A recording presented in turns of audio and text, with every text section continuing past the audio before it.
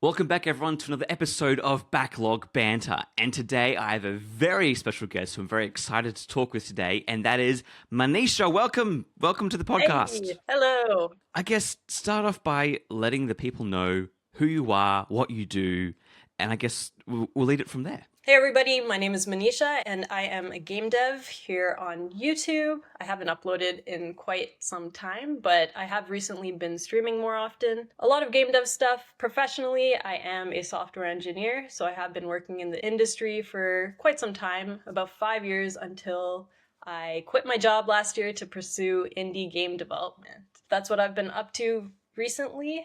A lot of streaming, about 2 times a week now, trying to pick that up. But I have been very passionately working on a project currently and one in the backlog as well. I want to get started by asking you what got you into making games? What was your first exposure to playing them? I would say I might be a little bit different from most people. I discovered gaming a little bit later in my life, which I don't know. I feel like most people probably grew up with it as a child and stuff. It was a little bit later for me, but I did. My first console was probably the Nintendo DS. So a lot of wholesome games like Harvest Moon, the Super Mario Bros., Super Princess Peach. That was one of my favorite ones as well.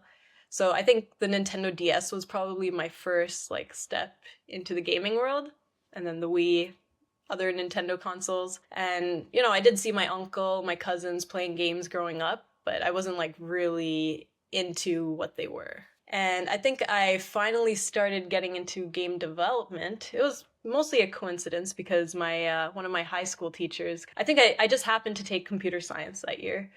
I had no idea what it was. I was kind of into tech at that time, like a little bit of modding stuff with the DS and such. So I kind of knew I was into tech, and then when I started that computer science class, she was like, "Oh, let's do a unit on game dev." So that was like my first exposure to game development. Now, it's very interesting because then obviously, as you said before, you were a software engineer. How did you transition from the classroom? I'm guessing was like a middle school, high school scenario, and then going off and doing that as a career. Even through like high school, I was pretty interested in game development. My only like I hadn't used Unity at that time, but I was into like Scratch, Game Maker Studio, like trying to form some foundation in game development. And I was like, what should I do in university? Like, I really like this game dev stuff. But after researching a little bit more, I was like, maybe I should settle for something a little more generic. So I did end up just pursuing more computer science and then going into like the software engineering. I think I did apply to like one game development software like degree as well, but that didn't end up happening. So I kept going through university, all that, all the mathy stuff, all very much avoiding game development during that time until maybe a couple years in, there happened to be a game development club at my university. So somebody gave me a crash course in Unity, which was very, very handy. I kind of went ham with it, I think. I started making a little game with my sister, and we actually deployed it to the Play Store. You made a game and then you actually finished it, and it's in the Play Store. Somehow, like Wow. within a couple months. I'm like, how did I even pull that off? You hear that, listeners? It is possible. And It is sometimes you can do it on possible. your first try. Because I'm interested as well, because I've started a Bachelor of Computer Science locally, gone back to school for many reasons. But I'm interested to see what your experience was studying computer science and then obviously entering the industry, how you felt with that. And then we'll go from there, I think. Yeah. If someone had to ask me how I enjoyed my degree, I would have mixed feelings for sure. There was a lot of courses that, I don't know, didn't really click with me, and it might have been a little too theoretical for me as well at some points. Because, all the algorithm courses wasn't really jiving with me. Like, I still ended up doing decently well, but I felt like I was always more of a creative person during that time. So when it came to, let's say, like my UI classes or other classes like that, I had like a more fun time doing that. That didn't mean I didn't like programming or anything. Like, I definitely loved anything to do with designing programs and solving problems. That was always a thing I enjoyed doing. I think with a focus on that, and as well as like why I like game development, it is to design and create these experiences for other people. So that was my problem, I guess, that I was solving in game development. Um, so learning a lot of those type of skills was very handy in university, as well as like working with other people. We did a million projects, team projects, some that go well, some that don't go so well, people pulling their part or not pulling their part. I really enjoyed studying software engineering for those kind of aspects, for sure. Obviously, I got like the good foundation I need. I took courses that were very useful, and then finally, when I graduated, I started a web development position at like a finance company. And that's where I mostly worked for the 5 years after that. I did do like a couple internships in university as well, nothing related to game dev. And then my full time job was also not game dev. I don't know. I didn't have an inclination to go into the gaming industry either, like the AAA studios or anything. So it just happened to be that I felt like game dev just became my outlet, like a hobby type thing over time. It's interesting you talk about the group work because I know a lot of lecturers and people who like run those units are like, this is really important for when you're like in companies and working with different people. I feel like it's very different when you're students in a group scenario forced to work together versus when you're in a business. Do you agree with that? Do you think there's like a similar dynamic between the two? Or do you think when you start working for a company, it's very different? There's probably some similarities for sure, but students might be a little more laid back, like not willing to carry their weight if they really don't care sometimes. And, there's no manager on your back for when you're a student, right? So maybe things aren't being done according to the timeline, stuff like that. And then when you're in the workplace, there is somebody who's like trying to manage things. So, yeah, I guess tell me your time like applying for a job. Because when did you graduate? What year was that? End of 2018. Okay. So, like COVID and all of Just before COVID, pretty much. Yeah. like software and tech was kind of still a booming industry with lots of opportunity. Where now I think people are a bit more jaded. Definitely. That's what I've been hearing, sadly. But I guess tell me the experience for you looking for jobs, finding a job, and then actually working. For me, I think in particular, I didn't know what field I still wanted to pursue. Like, I did like game dev, I did like web dev, I did like app dev as well. Like, those are all things that I touched on during university and on my own time as well, because personal projects were usually a strong thing to have on your resume and on your portfolio. So I was always tinkering with something. I don't know if my job applying like process even is valid anymore for people graduating these days. But it was mostly just apply to anything, like apply to everything. And then once you have the opportunity to interview, like make the best of it, right? You'd rather have options than not have options, is what I usually like to think about. So it was me mostly just applying locally, like here in Toronto, and seeing like how it goes from there. And when I interviewed, just did some technical questions and the usual like HR stuff. And I liked like my coworkers and the person who interviewed me who was going to be my manager.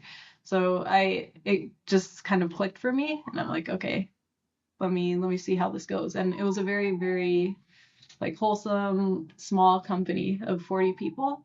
So I definitely enjoyed my time there.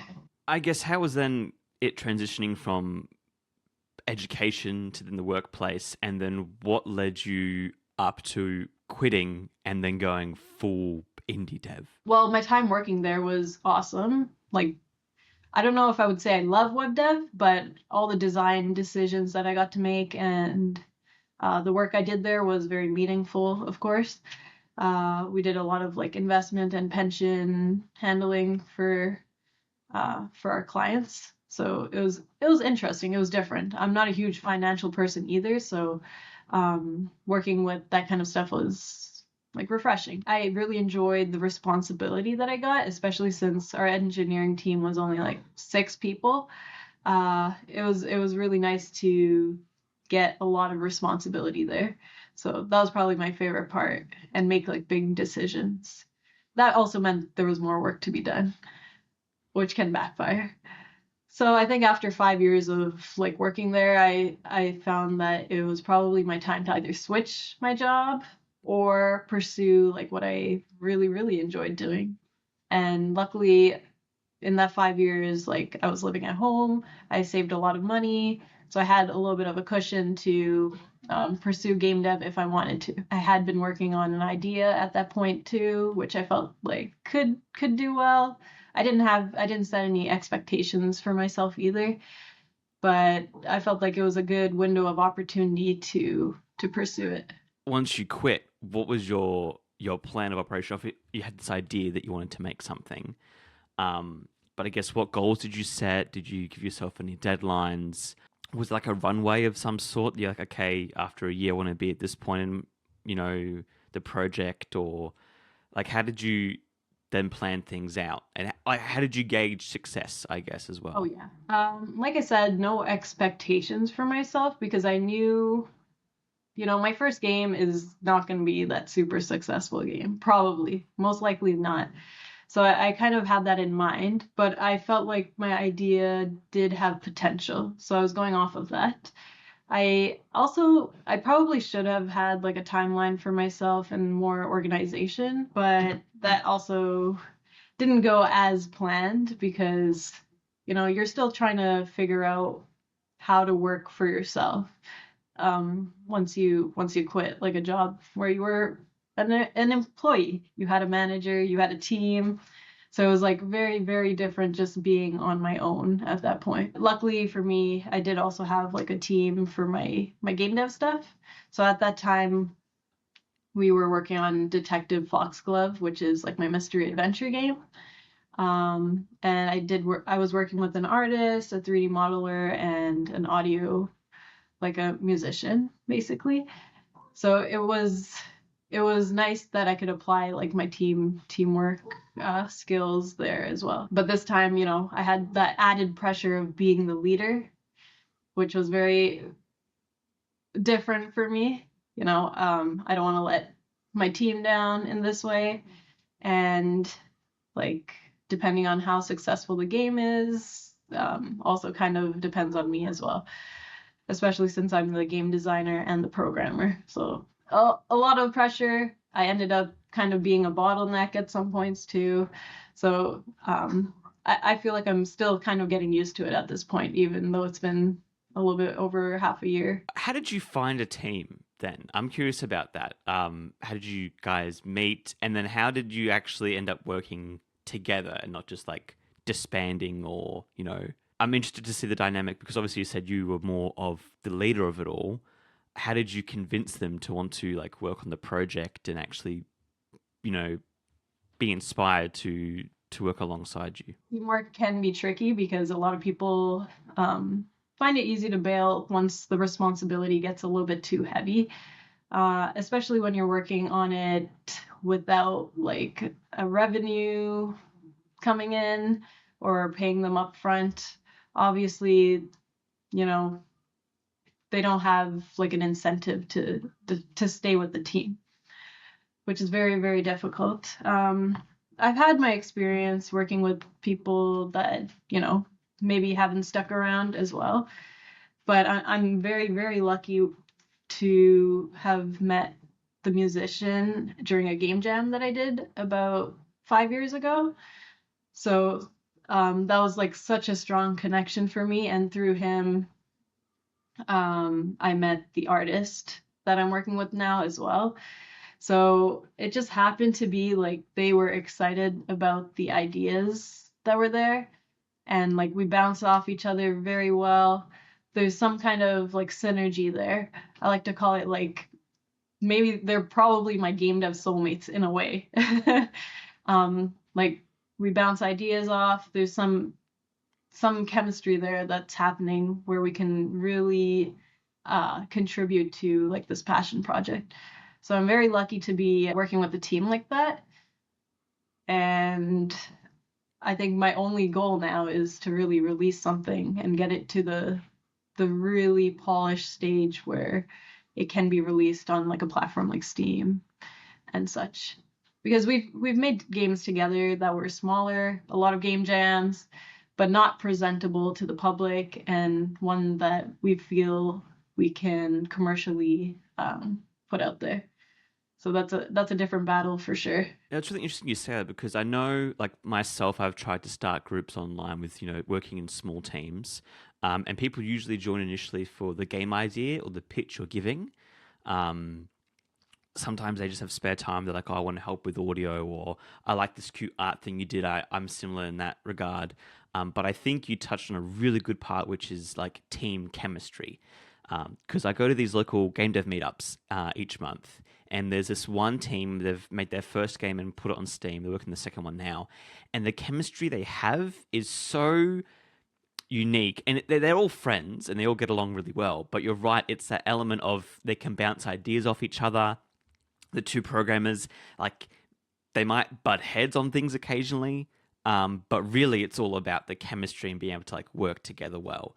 I guess, is there a way you could figure out your chemistry with someone earlier on without having to do like a full project? Like if you first meet someone, is there chemistry there? But then I also feel like, and you could talk more about this as well, like chemistry between teammates in a group and like actual friends or regular relationships. I think you can gauge like the chemistry between you and like other developers, musicians, artists through small projects like game jams. That's why I always recommend like if you need to find a team, network, game jams are a great way to test that with low risk, you know.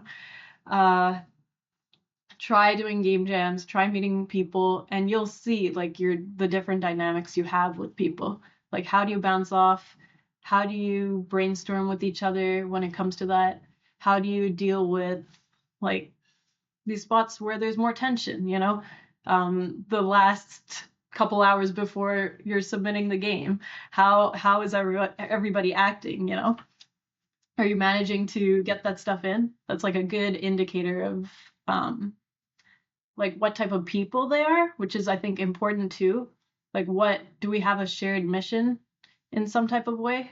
Like that's why I feel very similar to my teammates in terms of how we feel towards the content we put out. So I think that's like very important, finding like-minded people, but also people that are very passionate about what they're skilled in. So I think it's like definitely a balance between all those categories. I've just realized when you're talking about that, this same group of people, they all met at a jam. That's how they all became friends. Like a few of them knew each other from school, but the group formed around doing the global game jam. Yeah. And their game was awesome. Like you could tell that they had really good synergy together. Do the game jams you do, are they mostly online or are they in person as well? Most of the game jams that I've done, I think 2021, I did a recap on my YouTube about all the game jams I did. I think that was the most game jams I've done, like ever. It was probably like 10 or 11 jams at that point. So a lot of them I do online. I do try to bring in people from my like actual life as well, like bring in friends, bring in my sisters. I worked with both my sisters on separate jams, which has been fun. I bring in my friends, and like I said, you can see like all the different dynamics and how you guys work together. I think it's a really neat way to figure that out, actually. So that's been fun for sure, having a mixture of like in real life time with these people and how the communication can be like so much better. And then also just online, you meet more like a variety of people as well. So who have different experiences that you might not be connected with in real life. So definitely a good opportunity to meet more people. And both my teammates are from France, actually. Like, when would I ever get that opportunity? When you're doing the online jams, how often, for example, if you're making a new group or team of people, how often are you concerned about like time zones and people being able to like communicate?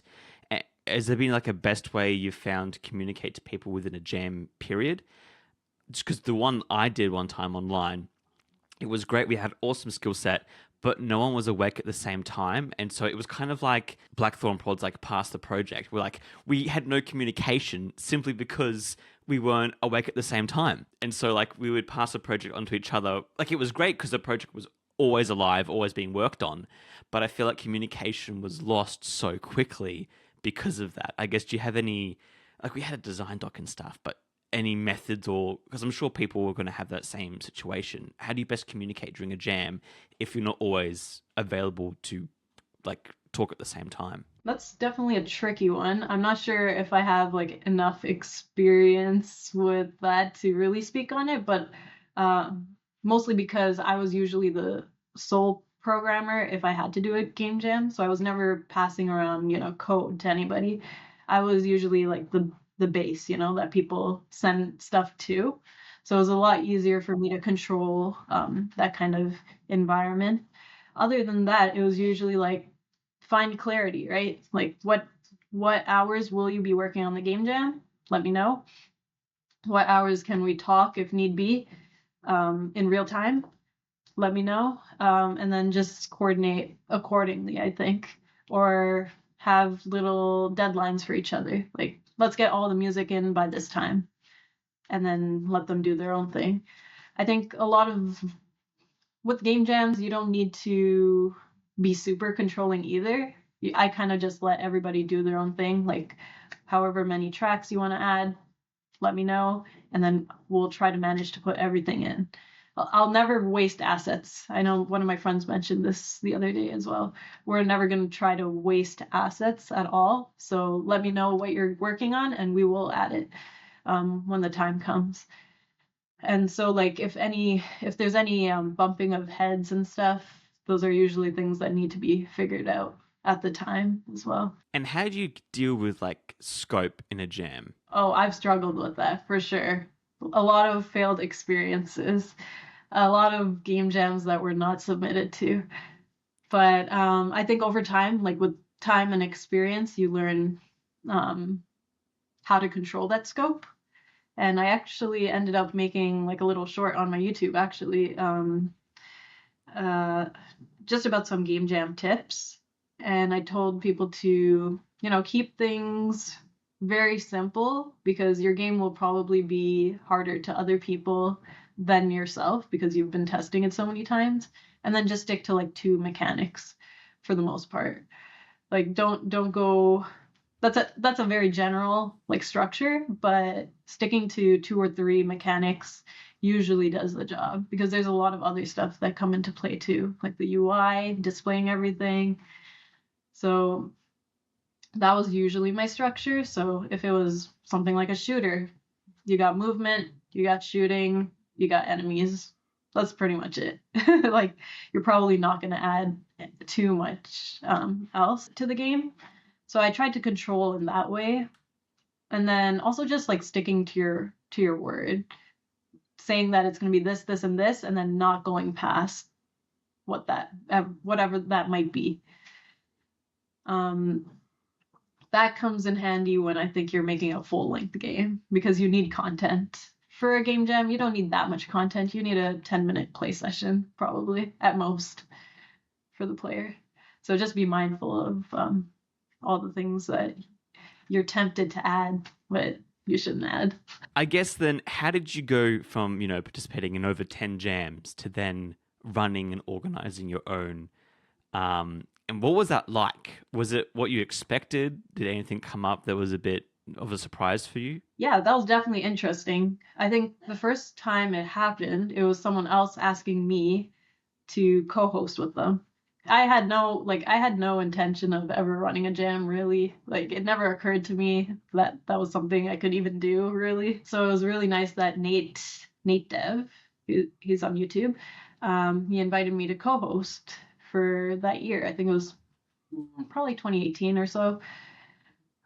So I found that super interesting because I had I didn't even have a Discord server at that time, like a community server for my YouTube channel. It was still a little bit new in that sense. So I'm like, okay, let's do it. And opening my Discord server was probably like the best decision I've made during my game dev era there, because it was so nice just like building a community, meeting people, and everybody just sharing a passion. It was just amazing to see. So after the game jam happened, everybody shared their progress, they shared their links, and then I ended up streaming their games after the jam. I'm like, okay, this is something really neat. This is something where people can be exposed to game jamming for the first time and like learning so much. I'm like, this is really something special. And then from then on, I basically ran it annually every year. I hosted the next one with Sam Yan, actually. So we co-hosted together, and then I ended up doing the next ones solo. So definitely a really cool experience, and I just love any community events because I think it's just a lovely way to network with people and find like-minded people as well. And if someone wanted to start their own jam, what advice or insights would you give them before they went in, diving the deep end? I guess if you want to host your own game jam, starting some kind of community is probably your best bet before that, just so you have like a base of people who might be interested in participating. Otherwise, if you don't want to go that route, you could also have like a specific, like what makes your game jam special. There was a game jam that one of my friends was participating in, and it was the blind game jam like 2 weeks ago. That's super unique, People would be very interested in figuring out how to make an accessible game for blind people. So that's a very interesting concept. So if you have something like that, you're gonna attract people naturally. So I think it really depends. For me personally, it was very community oriented. A lot of people found the game jam naturally as well, but I think a lot of it stemmed from just my YouTube channel and such. And that's why my game jam is a little bit more, basic. It's just a theme, and then people participate. So it's less competitive and more focused around like growing a community and showing and sharing your work. Yeah. Exactly. Would you ever consider doing like prizes or rankings in the future, or do you want to kind of keep that, wholesome feel of just everyone kind of lifting each other up? I actually do have ranking, but I don't put like an emphasis on it whatsoever. Even when I'm streaming, I give it like 3 days. I try to cover like a good chunk of whoever is coming to the chat, So it's very much community oriented and not super competitive. And then I also did have a sponsor for the last game jam, which was nice. That was the first time we did some kind of prizes. But like I said, no emphasis on it being, oh, win $1,000 or whatever. Like none of that stuff. It's more like, okay, let's get together, let's make some cool games, let's share our progress, let's meet some cool people, that kind of thing. So that was always my mission there. Going on to what you're talking about with the streaming and sharing people's games and kind of reacting to it, what then got you into streaming, twice a week? And how's that been for you? Do you enjoy it? Is it tiring? Why do you keep doing it? So I was always okay streaming. Like when I first started, I was a little bit nervous because I'm more of an introvert.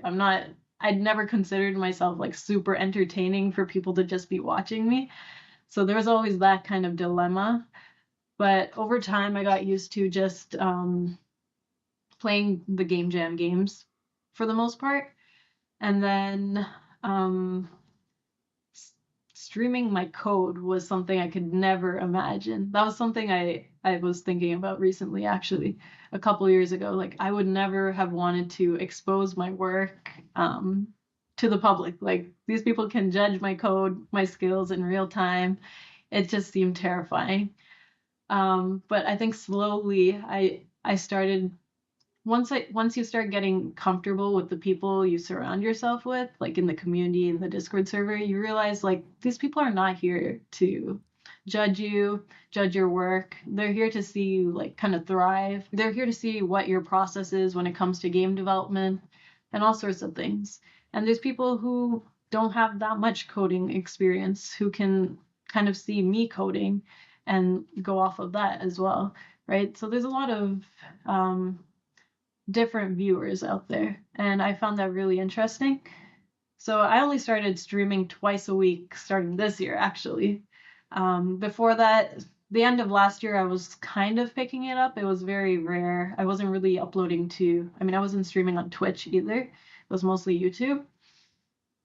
But this year, I'm like, okay, I'm going to try to be a little more serious, a little more consistent, because, these platforms love consistency. So I'm like, okay, let me be consistent and actually have some kind of schedule. So I gave myself Tuesday and Thursday for now to just stream development on my game and just chat with people. And it's been great. Like, I've been forming a little bit of a community and, meeting new people on Twitch, which is really, really nice. Yeah, I was going to ask about that. Have you felt much of a difference between the two platforms and streaming on them? I think YouTube just probably doesn't have as much visibility for the live streams, or maybe they don't push it as much. Twitch took me a while to pick up more people, I think, as well. But once I hit that like affiliate mark, I think they started pushing me a little bit more, which was great. Now we're bringing in like 30 to 40 people on Twitch, and then maybe 10 to 15 on YouTube, which is not bad actually. For 2 months of like consistent streaming, I think it's pretty good. So I'm really excited to see how that goes for the rest of the year actually. But it's been great. It's been really nice. People don't judge my code, which is great, but they're also here to, prompt me in directions when I'm stuck, or shout out different ideas. It's all been really great, and it's nice not to be alone in development. And I always can encourage people to just co-work with me. Don't just watch me, let's do some work together, that kind of thing. So it's been nice. For people who are thinking maybe like they've done some game devs or some YouTube stuff, or they'd rather maybe do live streaming instead, in what scenario do you think it's best to be streaming game dev, and maybe what scenarios, aside from, obviously working on like a AAA company or whatever, you don't want to stream your work then. Mm-hmm. But I feel like, for example, like there's short creators, there's full-length YouTube videos, there's streamers. If you're making a game, what do you think you'll get out of streaming compared to the other ways which you might promote yourself? If I'm being honest, I don't think there's too much benefit streaming, right? It's nice to form a community, but just like game dev YouTube was, I think most of my community are other game devs, So if you want to stream just to market your game, that's probably not the way to go. It's good to get more eyes on it, of course. Like, I'm sure these people will support me, but if that's like a marketing strategy for you, I would probably avoid that if people are thinking of streaming in that way. I think it's more of a community building thing for sure, just because of what category we fall under. It's just coding and the process of game development, which is really interesting for people. Like, I think they find it interesting to see the process, but you're not gonna be able to maybe get your target audience that you're aiming for and through that method. So that's why I was thinking like, I do need to figure out a different way to approach marketing. It's great that I have this community, YouTube, and all that stuff. Very grateful for it, of course. But I would like to explore some marketing strategies separately, which is probably through some kind of shorts, maybe TikTok, specifically on the game and not the process of making the game. Like, here's a little cozy game that I'm making, yada, yada, yada. How do I reach the gamers? So it's definitely like a different section of like people you're meeting. You raised a really good point there. Like, obviously, I feel like a lot of game devs will show them making the game, but then, of course, that then is the target audience for other game devs. And so you've touched on a really big problem I think a lot of creators online who are making games have, which is, oh, I'm hitting the wrong audience. Like for me, I think I'm going to, obviously when I release a full game, you want everyone to play it because it's your game and, it'd be awesome to have the experience. But like for me personally, one thing I've looked at is ways in which I can use that audience I already have, to, whether it's releasing different tools or, when you have your sponsors, making sure they're more game dev focused, that sort of thing. I don't know where I'm going with this question, really. I'm just kind of putting in because it's a good conversation. I definitely understand because, there's still an overlap between gamers and game devs, right? Like they're gonna still be playing games. It's not like catering your content to them is like backtracking you in any way or harmful to you. So there's definitely an overlap in that way. So I understand. Yeah. I guess one thing I wanted to ask as well with the streaming, do you feel like you still need to be presenting when you're streaming and you're talking with people? And is it hard to then balance being like a performer versus someone who's trying to work on something that's quite intensive at times? I'm still trying to find like the balance between, chatting with people and doing my work, or especially like when I'm debugging something that's easy to lose focus and stuff. So I've been trying to find a good, routine for streaming. My streams go on pretty long too, about like maybe 5 to 6 hours whenever I do it. So at least they're long sessions where I feel like I can get some stuff done. I've been trying to do the Pomodoro method sometimes, like let's work and then we'll chat every 25 minutes, something like that. But I really do just consider like anyone in chat just to be like coworkers, basically. Like let's do some work, but if there's a chat, I'll chat with you.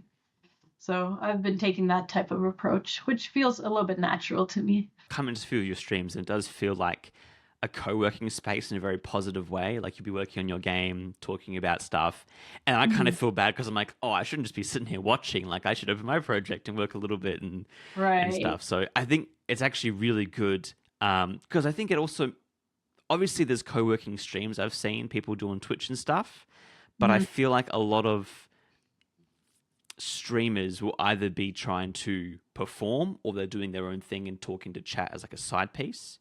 But I think your way of being like, hey guys, this is my game, have a chat with me, but also work on your things too. Like, and I think it's better because streaming is definitely, you should have a more consistent lower energy because of how long they are. Like 6 hours is a very long time. And I feel like for streaming, that's like more energy put in than an average work day just to do that. Right. And so I think you've actually figured out a really good way to stream in a very, how would you say it? Like not renewable way, but like consistent way that isn't going to burn you out, but is still productive. Which I think is a lot of streamers, and because other streamers that play games and stuff, obviously they've found their format that works well. I think game dev is a really still very niche category in terms of like streaming and content creation, that we're still all trying to like discover the best formats on how people watch the content and how we can best produce it too.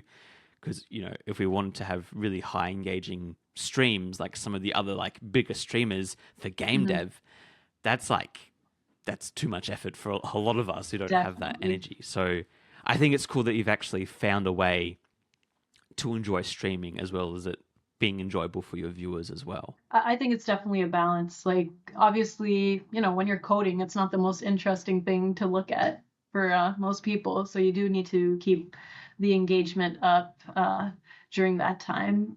But it's more like if somebody new comes in, I'll say, hey, like just create a welcoming space at all times. And that just feels like very natural to me.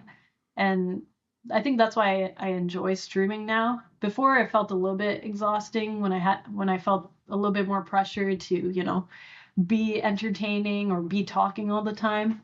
But once I found like a natural pace for it, I didn't even feel tired like by the end of it. I'll be like, okay, maybe I talked a little too much today, but it didn't feel exhausting, when you lose energy doing something. So Still working out some kind of balance, but it's been feeling great. Do you think you'll ever go back to producing more videos? Do you prefer streaming over making videos? And I guess if you were to revisit that, what would you change compared to what you've done in the past? Hmm. So more YouTube content, right? Yeah, more YouTube content. Yeah. Yeah, I have a little bit of a dilemma with that now because I haven't really uploaded in quite some time. Um, I feel like more people are into shorts now, and audience, their attention spans might have, fell shorter a little bit. So it's been very hard for me to justify making, this my longer form videos because it takes a lot of time to edit uh, any kind of devlog, any kind of 10-minute video. That's a lot of time and effort. So I think if I were to go back to that, I would need to find some type of content that I really, really enjoy making again. Because a lot of my videos were based on the game jams I did, devlogs based on that. And like I said, I did game jams for a while until it kind of got a little too repetitive for me, and I felt like I need to move away from that space. So I think that's why my videos became more sparse over time. I've been writing down ideas for like long form videos again as well, like doing devlogs on the games that I am currently working on. But yeah, I think there's not a specific type of video that I really want to make. I think that's why I'm a little bit on some kind of hiatus with YouTube. But I'll definitely go back to devlogs and maybe like a documentary style thing. I would love to do something like that. When you say documentary style, what is your vision for that? I do wish like I recorded myself and my thoughts a little bit more during the game dev process, but I would have loved to maybe I should start now actually, but um just kind of vlog myself, and then I have process videos of like how the game came together and conversations that I have with key people. Like I would love to document from start to finish, like how this entire game dev process went and the outcome of it. I would have loved to do something like that. The devlogs that I would have done would have been like maybe a slice or a slice here and there, but a long form documentary would probably be cool. Yeah, I don't know how I would go about it. Maybe for the next game. I've been starting to document myself more, and then think about in the future just producing one big long video than rather one small one. Because Mhm. sometimes, right, if you're trying to do it, for example, weekly, and you're working on a game, every week isn't as it's not Yeah. doable unless you have like a full team who are able to produce something for you as well. Hmm. Um, and I also feel like devlogs fizzle out over time if you're consistent with it. So like the first one, like devlog 0, always have the most views on every channel. Oh yeah. Um, like you're saying here, why not just have Yeah. one video be devlog 0 and people would watch the whole thing? And Hmm. yeah, I actually think long form videos on YouTube, at least, I know in the US, I think some of the people on YouTube were saying like TV now is the highest viewed device on YouTube in the US, and so people are watching longer form videos, um, you know, bigger and Hmm. like more production style content on YouTube. I I don't think see. it's everywhere, but I think that's actually a really cool idea because as well, how many like game devs have literally filmed their entire journey. I know of a few who've done like devlogs for it, but like when Hmm. you watch the devlog, it's like, wouldn't that be great to have just like one big long movie of watching that experience? So I Exactly. actually think that's such a good idea, and you should do it. The hardest part is filming yourself and being consistent with that. Yeah, no, like the production is probably the biggest hassle of doing that, right? Like taking the time to record yourself or record your work and keep that all uh somewhere safe. It's definitely for the long run, right? But like you said, devlog 0 is the one that usually goes viral, and then for most people, after some time, they'll probably stop the game or pivot to a new idea. That's usually how it goes, right? So I think it would be interesting, and um, the development team for Psychonauts, I think, well, Double Fine, they do some really cool documentaries, and obviously they have a huge like team and they outsource the documentary, but it's just like really, really interesting seeing the inside scoop for something like that. So if I were to do 100%. it, I would grab like my artist's process, my musician's process, and like compile it into something really special. Psychodicy, I think, is one of the best YouTube series. Like, there's a few creators out there who are doing game dev stuff, and I wouldn't call them like game dev YouTubers. I think every aspiring game developer should watch that to see what it's actually like to produce a game. I remember I was working in a industry adjacent thing, and I just felt like, oh, all these things don't happen in the games industry. Like, this is all just like my tunnel vision for what it's like to work in a company. But then watching that video, being like, oh no, it happens everywhere. I felt so much relief knowing that, you know, game dev isn't this magical thing where it's always okay in a safe space. Like, people have arguments and fight, and there's tears, and there's like them going through that story was amazing. So if you haven't watched it, people, you need to sit down and experience it, because it is a roller coaster. Yeah. And there's so I many love good that points it's in not it. filtered in that way too. Like, you know, you'll It's see so what went down. it's like there's times that, like, yeah, we got asked to turn off the cameras because it was too serious, but there's still times where you're like, oh my gosh, they are filming this. Like, there's like a producer or like game director that nobody's meshing with, and they're just talking about each other, you know, in interview spaces. There's times where they lose a publisher, and like no one knows they're gonna have the job the next day. When Xbox acquires them, Yeah. and the Xbox is like, we own everything now, and they're like, they do game jams and stuff. So people are like, do I not own that idea anymore? And that hard conversation with like a corporate Microsoft employee and all these like indie devs being like, I don't own this anymore. What are you talking? Like, just everything. And like the post-mortem for that too was also incredible. Like, the game devs just like speak their mind. It is one of the most realist things I've ever watched, and I'm so glad they did it. And I hope more, like, I'd love for more people to do that. So like, if you do it, Especially I will studios watch of the that. kind. Of that size as well. But like, yeah, if you do that, I will promote the heck out of that, because that's awesome. And of course, some of No Clip stuff, the documentaries they do, are also really impactful. But obviously, Psychodices, I think, is the most uncomfortable, but also the most enjoyable to watch because of the roller coaster that you go through. Yeah. So yeah, I'm glad you brought that up, because no one watches it. I talk to people and they're like, oh, I've only seen 1 or 2 episodes. I'm like, guys, you need to binge the whole thing. I know. It's so good. I think that's why it's cool to see the long form, you know? With devlogs of our kind, it's just like, okay, what did I do this week?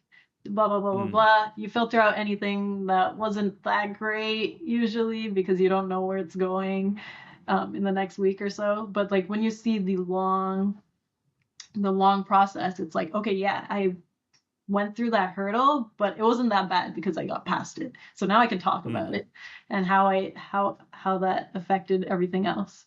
So I feel like it's just like a different form of content at that point to do the long version. Yeah, very different from what everyone else is doing, which is basically recording themselves each week or each month, and then eventually fizzling out, or, you know, that you do one devlog that isn't interesting and people lose interest. But like you said as well, it's like, when you have the full story, then you can actually produce such a good video that tells everything and have actual emotion to it, which I'm like, oh, exactly. Like a more please go make that so I can watch it. Yeah, a more personal journey, which I think people really relate to.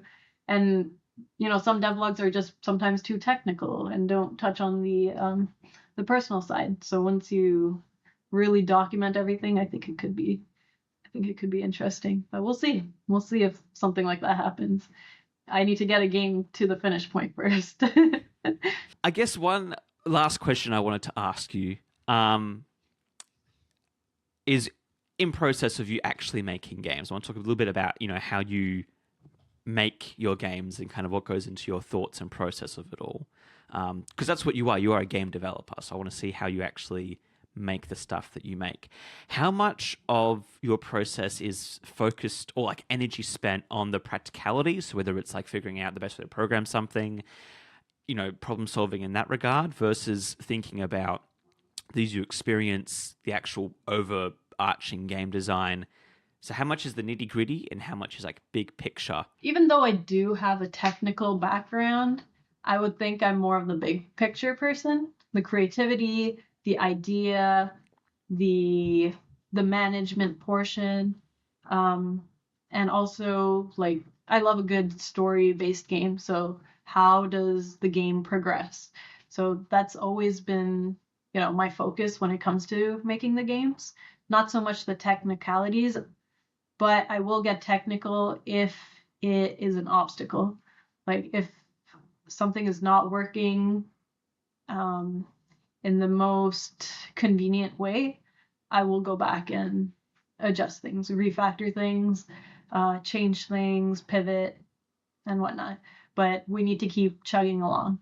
I think a lot of people kind of get stuck in the technicalities. I know a lot of people love refactoring, but that's a scary spot to be in if your goal is to release something. I'm also in the same boat where sometimes, I feel lost and stuff, but I always have like that big picture, the complete mission in mind, right? So I think that's important too. Like either have some kind of milestones, some deadlines for yourself. I think those are all kind of important to have. What advice would you give to those who are starting to make games, or what advice would you give your past self? If you could go back in time and you see young Manisha has just learnt Unity and you're like, okay, here's what you need to know so, to make the journey a bit easier. Don't be so perfectionist about things. I have that problem a lot where it's like, I need to get it right the first time. So I do a lot of thinking and, designing is what I thought I was doing.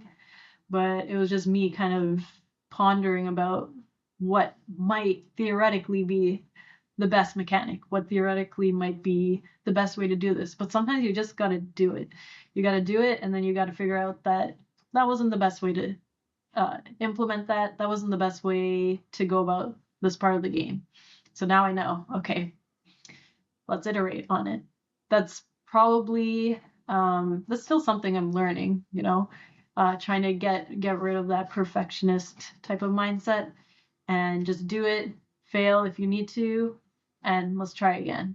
Let's pivot if need be, but let's keep going. It's so much easier to just try it, and then if you like it, great. If you don't like it, change it, revise it. That's definitely something I would tell myself.